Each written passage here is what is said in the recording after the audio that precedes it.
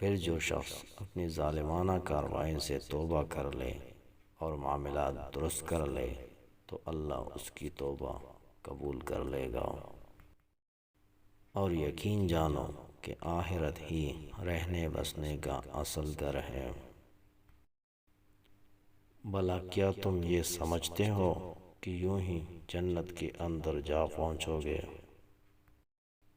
فلاح اسے ملے گی جو اس نفس کو پاکیزہ بنائے۔ میرے مومن بندوں سے کہہ دو کہ وہی بات کہا کرے جو بہترین ہو، اور زمین پر اتراتے ہوئے مت چلو۔ مجرم لوگوں کو ان کی علامتوں سے پہچان لیا جائے گا۔ ھذا یوم لا ینطقون، یہ ایسا دن ہے جس میں یہ لوگ بول نہیں سکیں گے۔ وَيَوْمَ تَقُومُ السَّاعَةُ يُبْلِسُ الْمُجْرِمُونَ، اور جس دن قیامت برپا ہوگی اس روز مجرم لوگ نا امید ہو جائیں گے۔ موت اور زندگی اس لیے پیدا کی تاکہ وہ تمہیں آزمائے کہ تم میں سے کون عمل میں زیادہ بہتر ہے۔ ان پر شیطان نے پوری طرح قبضہ جما کر انہیں اللہ کی یاد سے غافل کر دیا ہے۔ ما عندکم ینفد، جو کچھ تمہارے پاس ہے وہ سب ختم ہو جائے گا۔ وَاتَّبِعْ سَبِيلَ مَنْ أَنَابَ إِلَيَّ، اور ایسے شخص کا راستہ اپناؤ جس نے مجھ سے لو لگا رکھی ہو۔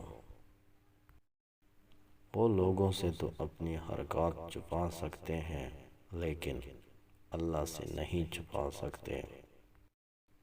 ایک دوسرے سے آگے بڑھنے کی کوشش کرو اپنے پروردگار کی بخشش کی طرف۔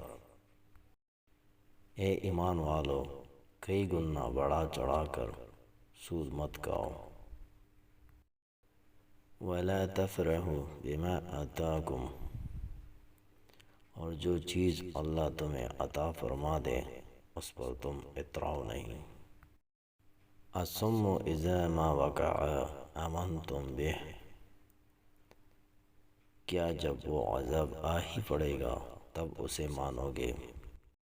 اور جب کسی شخص کا معین وقت آ جائے گا تو اللہ اسے ہرگز مہلت نہیں دے گا۔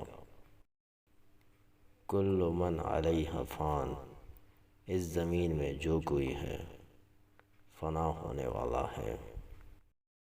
کیا ان کو یہ نہیں معلوم کہ اللہ ہی ہے جو اپنے بندوں کی توبہ بھی قبول کرتا ہے اور صدقات بھی قبول کرتا ہے؟ اور جب تم نے کوئی معاہدہ کیا ہو تو اللہ سے کیے ہوئے عہد کو پورا کرو اور قسموں کو پختہ کرنے کے بعد انہیں نہ توڑو۔ مومن تو وہ لوگ ہیں جو اللہ اور اس کے رسول کو دل سے مانتے ہیں۔ ان الانسان لربہ لکنود، حقیقت یہ ہے کہ انسان اپنے پروردگار کا بڑا ناشکرا ہے۔